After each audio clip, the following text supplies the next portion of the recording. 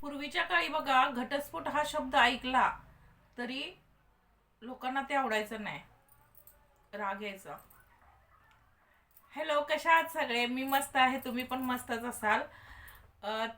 पूर्वीच्या काळात शक्यतो कधीच म्हणजे शक्यतो जुळवून घेतलं जायचं. म्हणजे भांडण तंटा काही असलं तरी दोन परिवार मिळून दोघांना समजून सांगून ते मिटवलं जायचं.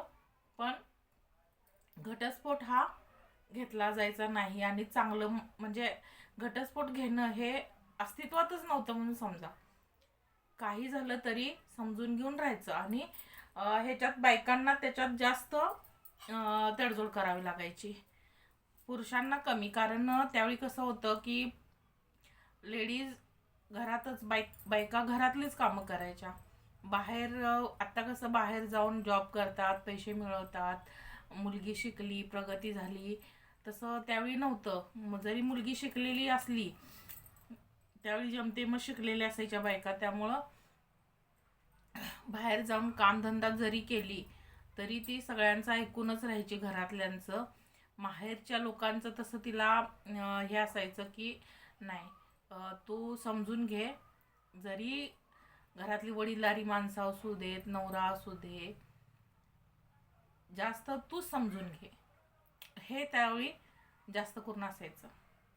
पण आजकाल मुलगीची आई म्हणते, बघ थोडे दिवस कसं कसं होतंय, नसेल तर राहू दे, जाऊ नको, तू राहा आमच्याकडं, कामधंदा कर, आम्हाला काय आमची लेक जड नाही. कुणाचीच लेक कुणालाच जड नसते.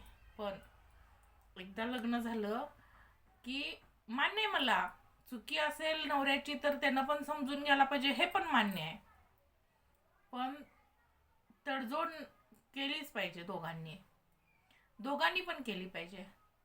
आजकाल बायका इतक्या जास्त कायद्याचा आधार घेतात. कायदा बायकांच्या बाजू नाही म्हणून कसं पण त्यांनी वागायचं, चुकीचं वागायचं, तरी पण घरातल्यांना म्हणजे घरातल्यांनी तिलाच पाठीशी घालायचं, हे जास्त बघायला मिळते. पूर्वीच्या काळी असं नव्हतं बरं का. पूर्वीच्या काळचे जेवढे म्हणजे आपण सिनेमात पण बघत होतो की मुलगीला किती जरी छळ झाला तरी घरचे तिच्या सपोर्ट करायचे नाहीत.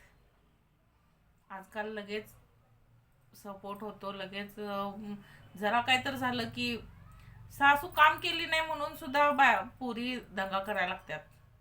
सासूनं काम केलंच पाहिजे असं त्यांचं म्हणणं आहे. ठीक आहे, मान्य आहे मला, सासूनं काम केलं पाहिजे, पण तिला होत नसेल त्यावेळी तुमची जबाबदारी आहे ना त्यांची. सासूला काम केलंच पाहिजे हे म्हणणारी जी मुलगी असते ती माहेरी जाते आणि आपल्या वहिनीला म्हणते माझ्या आईला काम लावायचं नाही. हा कुठला न्याय? हसायला ते अक्षरशः. कारण परिस्थिती तशी आहे. आणि सासवा पण कशा आहे, त्या मुलीच्या नवऱ्यानं केलं, जावायनं केलं तर तो जावायला चांगला, कुठली पण गोष्ट हाऊस मोज असू दे. मुलगीला घेऊन तो फिरायला गेला तर तो माझा जावाय लाखात आहे, माझा जावाय चांगला आहे, त्यांनी स्टेटसला काय टाकतात, फिरायला जातात. आणि सून जाऊ दे की, काय लेख आहे, बैल भाडे आहे, सारखं उठतीन घेऊन जातोय तिला, अशी बोलणारी सुद्धा मी बघितलेत. आणि ही सत्य परिस्थिती आहे. मग मला काय म्हणायचं आहे, जमाना बदलला, ठीक आहे, बदललं पाहिजे, जमान्याबरोबर बदललं पाहिजे, पण लेकीला पण नियम तोच ठेवा आणि सुनेला पण तोच ठेवा ना. लेकी बरोबर जसं वागताय तसं सुनेला पण वागू दे ना. द्या तिला पण मोकळी, करा तुम्ही पण घरातली कामं. तुम्ही केली कामं म्हणून काय होतंय? लेकीच्या सासूनं काम करायची, तिला म्हणताय तुम्ही की काय होते काम केलं म्हणून काय मरते काय? मग हेच तुम्हाला वाक्य बोललं तर कुणी तर. ज्यावेळी आपण दुसऱ्यांच्या बाबतीत बोलतो त्यावेळी आपला स्वतःला तिथं ठेवून बघायचं की बाबा आपण काय बोलतोय ह्याचं लक्षात येते मग. आणि खूप जास्त भांडण लागायला माझ्या मते मुलगीची आई जबाबदार असते. रोज फोन, तासन तास फोनवर बोलायचं. आई, माझी सासू अशी केली, माझा नवरा असा म्हटला, मला असं झालं, घरातल्यांनी मला नको करून ठेवलंय, मग मी घरातल्या राहू का नको, असं झालं तसं झालं. मग आई म्हणणार, नाही नाही नाही, तू काय खपून घ्यायचं नाही. हो, आम्ही काय असंच तुला दिलंय का, लग्न करून दिलंय 4 माणसात, अजिबात त्यांचं ऐकायचं नाही. हे आईचं वाक्य. पहिल्याच्या आया काय म्हणायच्या, हे बघ बाई, तू बरी आहेस ना, बरी राहा, घरातल्यांना समजून घे, घरातल्यांच्या पुढं एखादं वाक्य कमी बोललीस तर चालतंय. आता का त्यांचं का खपवून घ्यायचं, एवढं खर्च करून दिलंय आम्ही खर्च केलाय लग्नात, त्यामुळं खपवून घ्यायचं नाही, कुणाचंच खपवून घ्यायचं नाही. बघ, त्यांना व्यवस्थित राहायला सांग, त्यांनाच व्यवस्थित राहायला सांगायचं. तू तुझं आहे ते चालू दे. मग ही लवकर नाही उठली तरी चालते, नाही लवकर उठली, नाही लवकर कामं केली, मग सासूनं केलं म्हणून काय होतंय, तिची पोरं रडतात रात्रभर म्हणून ती झोपत्या, मग रात्रभर तिला पोरांना घ्यायला लागतंय. एवढं पण करायला नको का, काय होते केलं म्हणून, उलट सासूला म्हणायचं. असं करून करून पोरींना डोक्यात चढवून घेतलंय, आणि पोरींनी काही काम करायचं नाही, निम्म वाटून वाटून सासरी काम करायचं, ही सगळं प्रथा चालू झाली. मग ती प्रथा जर चालू झाली, मग आता तुमच्या लेकीच्या घरात जे चाललंय तेच तुमच्या घरात चाललेलं असतंय. ते लेकीच्या घरात चाललेलं ती वाटतंय की हा असं व्हायला पाहिजे, मग तुमच्या घरात पण तेच होणार ना रामायण. तुमची सून का ग बसणार, तुम्ही जर काम नाही केला तर. मग त्यावेळी म्हणायचं, काय शिकवलंच नाही आईनं चांगलं, बोला की तिच्या समोर. मग ती पण बरोबर हे करत्या. आता आजकाल कुणी कुणाला कमी नाही, ज्यांच्या त्यांच्या प्रत्येक जण एकमेकाला सरस झाल्यात, त्यामुळं कुणी कुणाचं ऐकून घेत नाहीत. ऐकून घ्यायला कोण रिकामं नाही, ऐकून घेणार नाही. तुम्ही जर एक ऐकवला तर ते 4 ऐकवणार, बरोबर आहे का नाही. तुम्ही जर लेकीच्या घरात जर चाललेलं भांडण तुम्ही जर आग लावत असतील त्याच्यात, तर तुमच्या घरात पण आग लागणारच, त्याचा वणवा पेटणारच. शेवटी कर्म आहे, किती पण तुम्ही काय पण करा, उलटून ते तुम्हाला येणार, आणि ते दुप्पट येणार. दुसऱ्याला जे द्याल त्याच्या दुप्पट तुम्हाला मिळणार. त्यामुळं दुसऱ्यांच्या घरात आगी लावताना विचार करून लावा,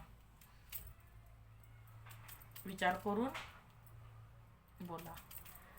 लिकीच्या घरात केलं तर चालतं, लिकीनं काय करल ती, तिथं सगळं लिकीच्या हातात किल्ल्या, आणि इथं सुनांच्या हातात दिल्यावर का वाईट वाटते.